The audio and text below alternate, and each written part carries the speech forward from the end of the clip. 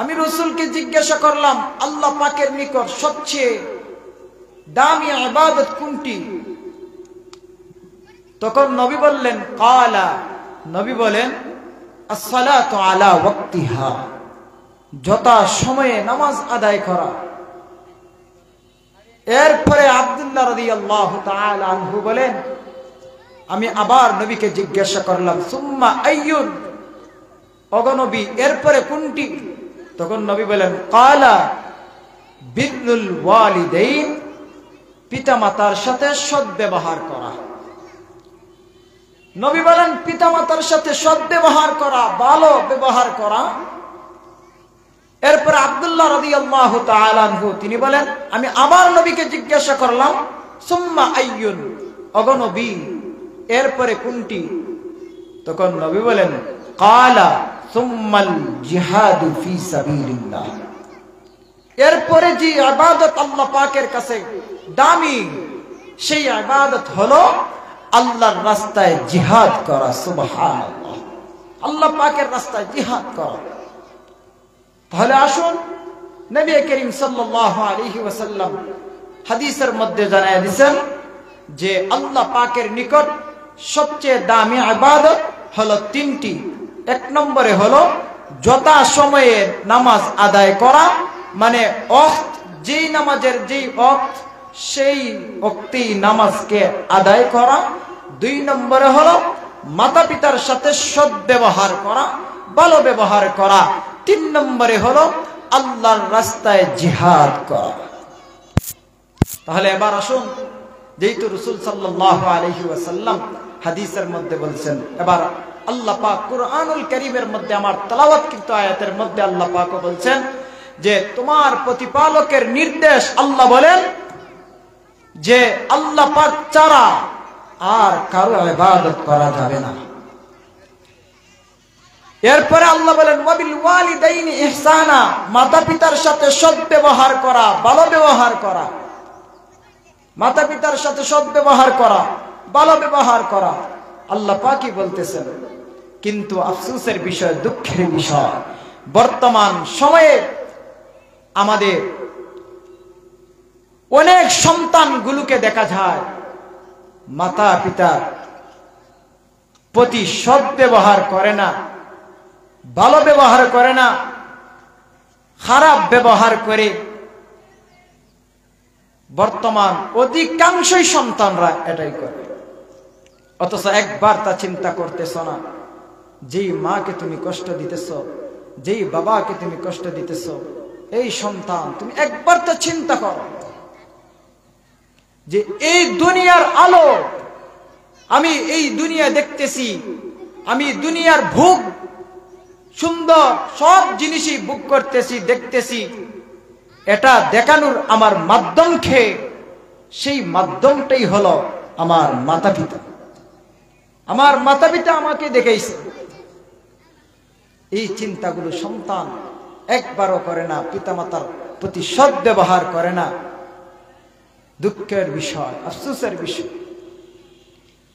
অথচ যারা মায়ের সাথে খারাপ ব্যবহার করে এদের দুনিয়ার মধ্যে ক্ষতিগ্রস্ত, এমনকি পরকালেও তারা ক্ষতিগ্রস্ত। দুনিয়ার মধ্যেও তারা কল্যাণ নেই, আখিরাতেও তার কল্যাণ নেই।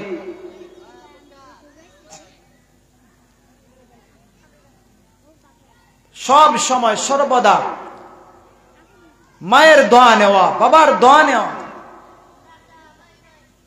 যারা যারা মায়ের দোয়া নেয়, মায়ের খেদমত করে, আল্লাহ পাক তাদের দুনিয়ার মধ্যে ইজ্জত, মান, সম্মান আল্লাহ পাক বৃদ্ধি করে দেন। আখিরাতেও আল্লাহ পাক মান সম্মান বৃদ্ধি করে দিবেন। নবী করিম সাল্লাল্লাহু আলাইহি ওয়াসাল্লামের যুগে তিনি সাহাবী নন। সাহাবী আগে বুঝেন, সাহাবী কাকে বলে? সাহাবী হলো যারা ঈমানের হালতে স্বয়ং রাসূলুল্লাহ সাল্লাল্লাহু আলাইহি ওয়াসাল্লামকে সরাসরি দেখছেন, এদেরকে বলা হয় সাহাবী। কিন্তু ইনি সাহাবী নন। মায়ের প্রতি কতটুকু ভালোবাসা, মায়ের প্রতি কতটুকু মহব্বত। ও আমার লাউরে ঘরের মুসলমান, একটু দিলের কান লাগায় শ্রবণ করুন।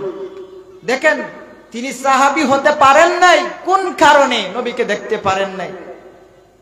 নাম হলো, আমরা সবাই জানি, নামটা হলো ওয়াইস করুনি। ওয়াইস করুনি তিনি মায়ের খেদমতের মধ্যে, মা ভীষণ অসুস্থ, যখন তিনি শুনতে পেলেন যে নবী করিম সাল্লাল্লাহু আলাইহি ওয়াসাল্লামের উপর নবুয়ত এসেছে, তখনই তিনি মদিনার এক পার্শ্ববর্তী এলাকার মধ্যেই তিনি থাকতেন, মায়ের খেদমত করতেন। শুনতে পেলেন নবীর উপর নবুয়ত আসছে, সাথে সাথেই তিনি বিশ্বাস করিয়া ঈমান এনে ফেলছেন।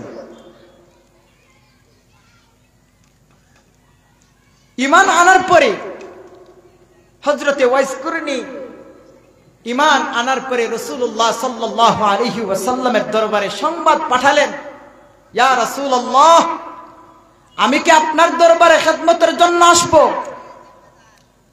আমি কি আসব? কিন্তু আমার মা অসুস্থ, আমি মাকে রেখে কেমনে আসি? তখন রাসূলুল্লাহ সাল্লাল্লাহু আলাইহি ওয়াসাল্লাম বললেন যে আশা লাগবে না, তুমি তোমার মায়ের খেদমত করো, মায়ের খেদমত করো। তাহলে দেখেন মায়ের খেদমতের অনেক লাভ। মায়ের বদলা নিবা, জীবন বরবাদ হয়ে যাবে। যেভাবে হযরতে নবীর সাহাবী জলিলুল কদর সাহাবী হওয়া সত্ত্বেও কিন্তু তিনি মৃত্যুর সময় মায়ের সাথে ভালো ব্যবহার না করার কারণে মা হযরতে আলকামার প্রতি অসন্তুষ্ট, যেই কারণে আল্লাহ পাকও অসন্তুষ্ট হয়ে গেছে।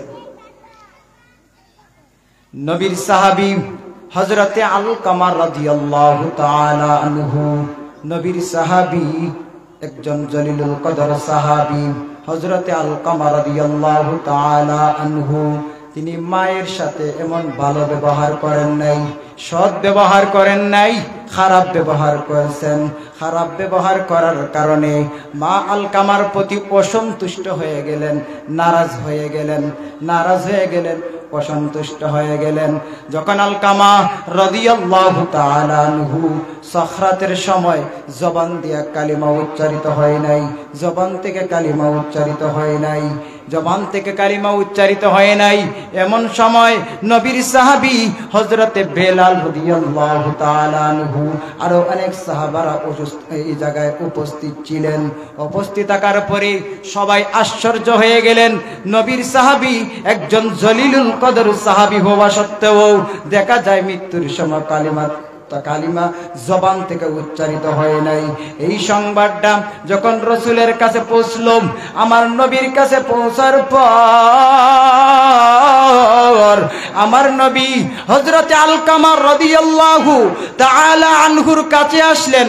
কাছে আসার পরে আমার নবী তাকায় দেখেন আলকামার জবান থেকে কালিমা উচ্চারিত হয় নাই, আলকামার জবান থেকে কালিমা উচ্চারিত হয় নাই। এমন সময় আমার নবী সাহাবাদেরকে ডাক দিয়া কয়, রে সাহাবা, আলকামার বাবা কি দুনিয়ায় জীবিত আছেন?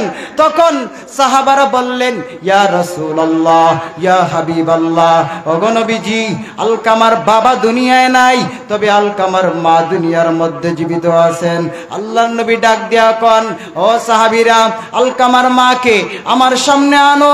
যখন আলকামার রাদিয়াল্লাহু তাআলা আনহুর মাকে নবীর সামনে আনা হলো, তখন আমার নবী ডাক দিয়া কয় আলকামার মাকে, ও আলকামার মা, তুমি কি তোমার সন্তানের প্রতি সন্তুষ্ট না অসন্তুষ্ট?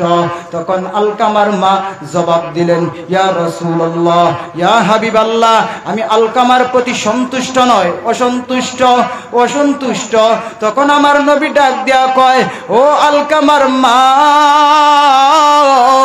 তুমি যদি তোমার সন্তানের প্রতি যদি অসন্তুষ্ট হও, তাহলে কি তোমার সন্তানকে মাফ করে দিবা? দিবা না, মাফ করে দিবা না। আলকামার মা কোনো জবাব দেয় নাই, কোনো জবাব দেয় নাই, কোনো জবাব দেয় নাই। তখন আমার নবী সাহাবাদেরকে ডাক দিয়া কয়, ও আমার সাহাবারা,